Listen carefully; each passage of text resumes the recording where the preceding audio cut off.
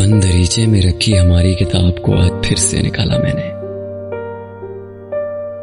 वो किताब जिसका हर सफा मुझे तुझसे मिलाता है, वो किताब जिसका हर लफ्ज मुझे बहुत कुछ याद दिलाता है। मेरी आरज़ुओं से लेकर मेरे रूठ जाने तक के किस्से सुनाता है। मेरे हंसने से मेरे रोने तक के हर दर्द को महसूस करवाता है।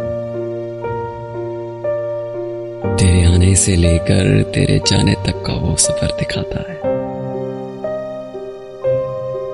वो किताब जिसका हर सफा मुझे तुझसे मिलाता है।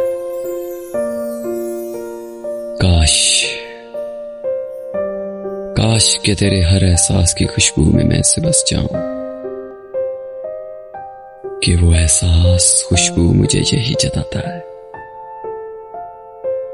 वो किताब जिसका हर सफा मुझे तुझसे मिलाता है। कुछ तो तेरे लफ्ज, तेरी तस्वीरें मैंने छुपा के रखी इस किताब में। तेरी पलकों की खूबसूरती से लेकर तेरे दिल के आईने तक का राज छुपा के रखा है इस किताब में। मैं कैसे बताऊं मुझे क्या ये समझाता है। वो किताब जिसका हर सफा मुझे तुझसे मिलाता है। गजलों के बाग में मुझे भेजा है तेरी गैर मौजूदगी ने। तेरी यादों का सफर मुझे बहुत कुछ सिखा जाता है।